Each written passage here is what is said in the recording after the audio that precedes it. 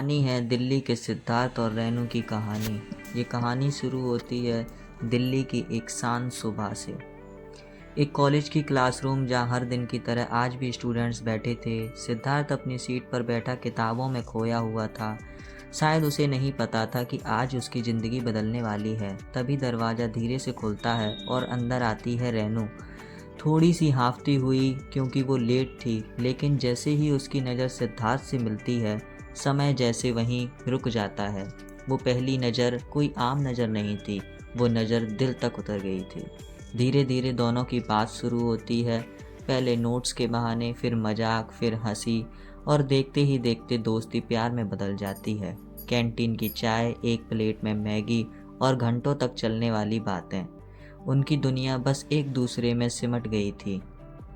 रेनू अक्सर कहती थी, सिद्धार्थ अगर तुम साथ हो ना तो मुझे किसी चीज़ से डर नहीं लगता, और सिद्धार्थ बस मुस्कुरा देता क्योंकि उसके लिए रेनू ही उसकी दुनिया थी। लेकिन कहते हैं ना, हर खूबसूरत कहानी का एक मोड़ ज़रूर आता है। एक दिन रेनू अपने घर जाती है जहां उसका इंतज़ार कर रही थी एक ऐसी सच्चाई जो उसकी पूरी ज़िंदगी बदल देने वाली थी। उसके पिताजी बहुत बीमार थे, माँ पहले ही इस दुनिया से जा चुकी थी, और अब पिता की आंखों में बस एक ही डर था, मेरी बेटी मेरे बाद अकेली कैसे रहेगी। उन्होंने जल्दबाजी में रेनू की शादी तय कर दी और उससे वादा लिया, बेटा मेरे बाद तुझे कोई सहारा चाहिए, मुझे चैन तभी मिलेगा जब मैं तुझे किसी के हवाले कर जाऊं। रेनू टूट चुकी थी, लेकिन अपने पिता की हालत देखकर वो ना नहीं कर पाई। कुछ दिनों बाद वो वापस आती है और सिद्धार्थ से मिलती है। सिद्धार्थ खुश था, उसे क्या पता था कि आज उसकी खुशियों का आखिरी दिन है। रेनू चुपचाप उसके पास आती है, आंखों में आंसू लेकिन होठ खामोश। वो कुछ नहीं कहती, बस एक शादी का कार्ड उसके हाथ में थमा देती है। सिद्धार्थ जैसे पत्थर का हो जाता है, रेनू ये मजाक है ना। लेकिन रेनू कुछ नहीं कहती, बस मुड़कर चली जाती है। बारिश शुरू हो जाती है और सिद्धार्थ उसी जगह खड़ा रह जाता है, भीगता हुआ, टूटता हुआ। जिसे पाने के लिए मैं हर रोज़ खुदा से दुआ करता था, आज वो किसी और की होने जा रही है। जब उसे सच्चाई पता चलती है, रेनू की मजबूरी, उसके पिता की हालत, तो वो अपने प्यार को खुद ही दफना देता है। और फिर आ जाता है वो दिन, रेनू की शादी का दिन। रेनू दुल्हन बनी बैठी थी, लाल जोड़े में, बेहद खूबसूरत, लेकिन उसकी आंखों में खुशी नहीं थी, बस एक अधूरा प्यार था। उधर सिद्धार्थ नशे में गलियों में भटक रहा था, लेकिन दिल उसे खींच ही लाया रेनू की शादी तक।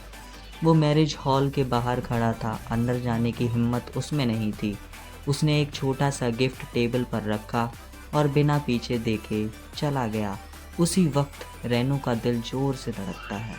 सिद्धार्थ आया है। वो दौड़ती है, बाहर आती है, लेकिन वहाँ कोई नहीं होता, बस एक तोहफा। रेनू कांपते हाथों से उसे उठाती है, कमरे में जाकर खोलती है।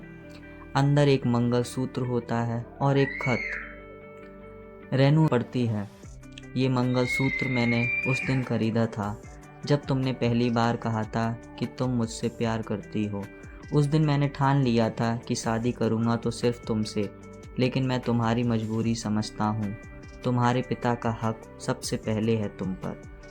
मैं उनसे ये नहीं कह पाया कि मैं उनकी बेटी से कितना प्यार करता हूँ। शायद मेरा प्यार इतना मजबूत नहीं था, या फिर तुम्हारी मजबूरी उससे भी बड़ी थी। अगर इस जन्म में हम साथ नहीं हो पाए तो कोई बात नहीं, अगले जन्म में मैं तुम्हें खुदा से भी छीन लूँगा। हमेशा तुम्हारा सिद्धार्थ। रेनू वो खत पढ़ते पढ़ते टूट जाती है, मंगलसूत्र को सीने से लगाकर रो पड़ती है, और ये कहानी यहीं ख़त्म हो जाती है। कुछ कहानियाँ पूरी होने के लिए नहीं बनती, वो बस महसूस करने के लिए होती हैं और फिर याद बनकर रह जाती हैं। अगर इस कहानी ने आपके दिल को छुआ हो तो लाइक करें।